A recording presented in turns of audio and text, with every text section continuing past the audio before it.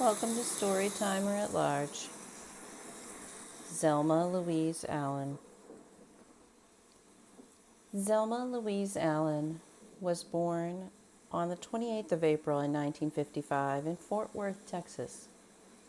She and her family moved north to Akron, Ohio when she was still a baby. Uh, she grew up there in that industrial town. Her family lived at 154 Tarbell Street.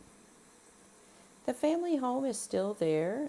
It has been abandoned, it looks like now. It now sits empty.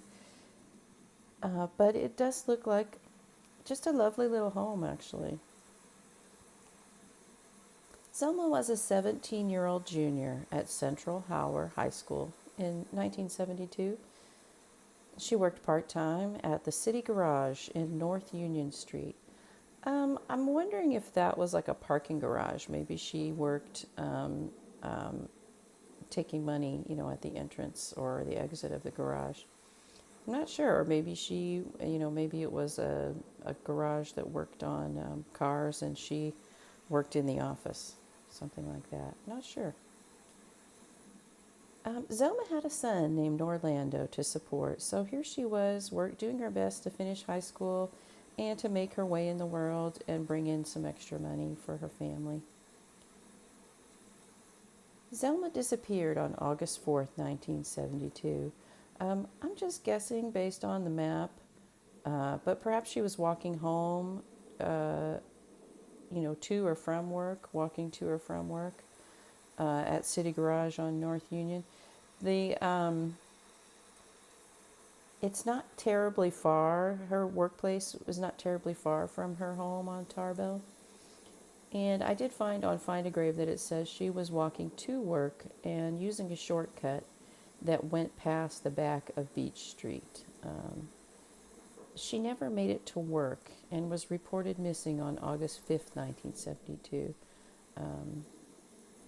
Selma was found 2 years after she went missing. She was found behind number 10 Beach Street. It's located between her home and work. So, she was so close that whole time. On the blog post, there's a a screenshot of a map where you can see just how close this was to her home on 154 Tarbell. Almost nothing was written about her disappearance at the time.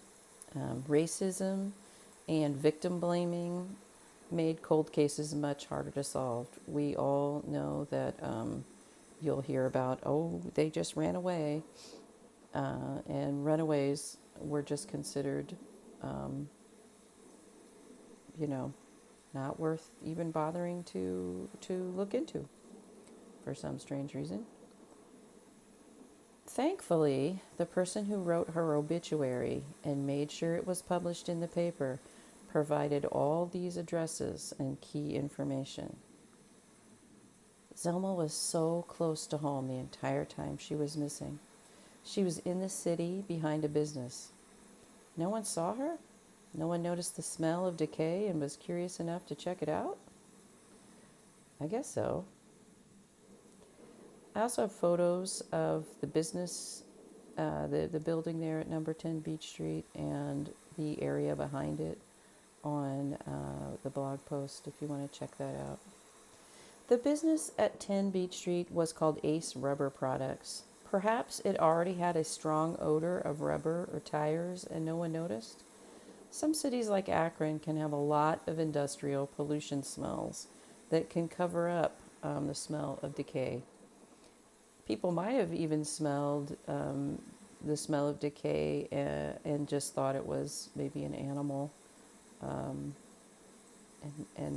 didn't bother to check it out. I imagine in the 1970s it was way worse than today, the smell of pollution. Pollution by industry became out of control in the 1970s as nothing was regulated then. Rivers actually caught fire then. Google that, river on fire. It was not uncommon.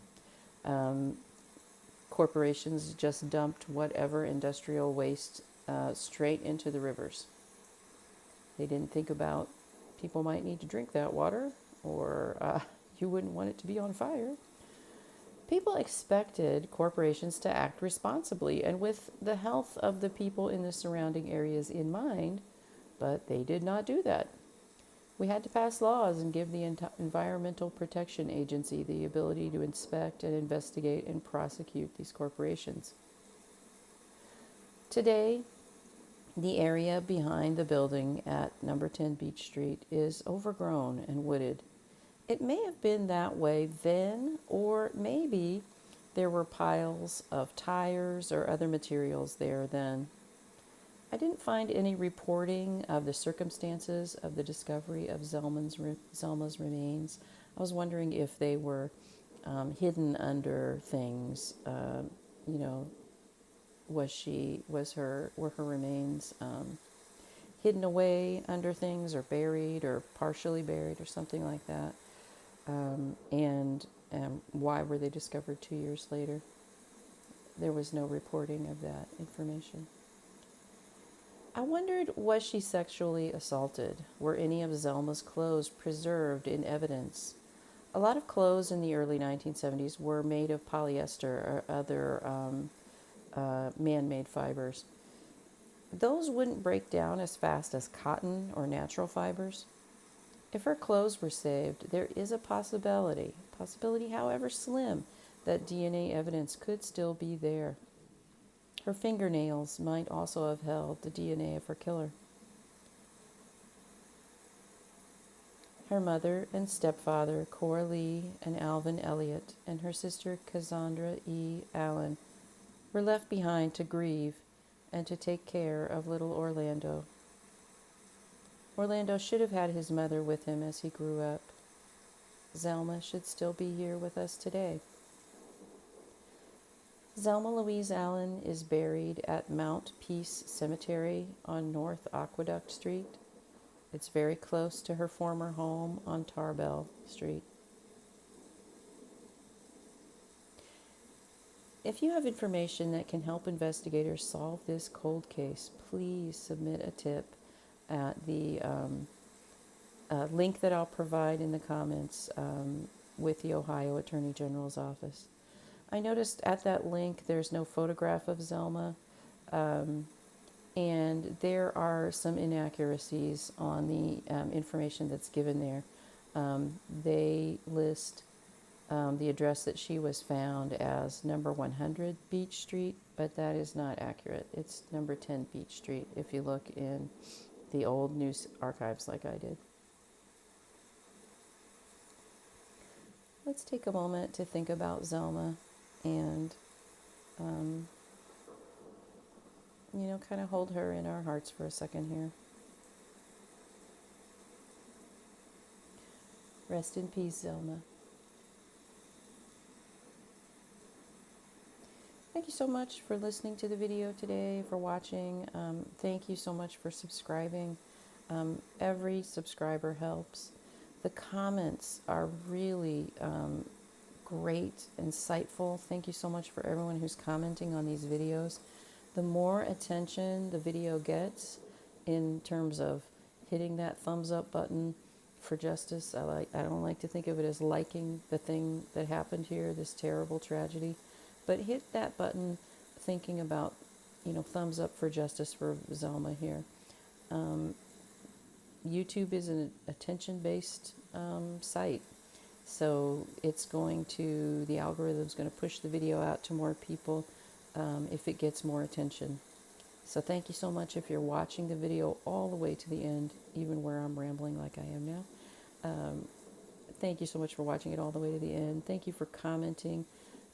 7 words or more in the comments, I've heard, is a better comment for the algorithm. Don't know why, but so if you can do any of those things, you're going to be helping Zelma. You're going to be helping Zelma's case. As I said before, I don't monetize any of this. I don't think any of it can be monetized. If I did get some money, I would donate it. But the main thing is to get some of these cold cases a bit more attention. Right now, the only place to see Zelma's case is by going to the Ohio Attorney General website, but you have to go to it. People would have to go seek this out, but on social media, this might pop up in front of the right person by accident, and that could help a great deal. So thank you so much for all the attention you're giving this case. Appreciate it so much. I hope that you have a good day today. I hope that you are kind to someone out there in the world, and I hope that someone is kind to you.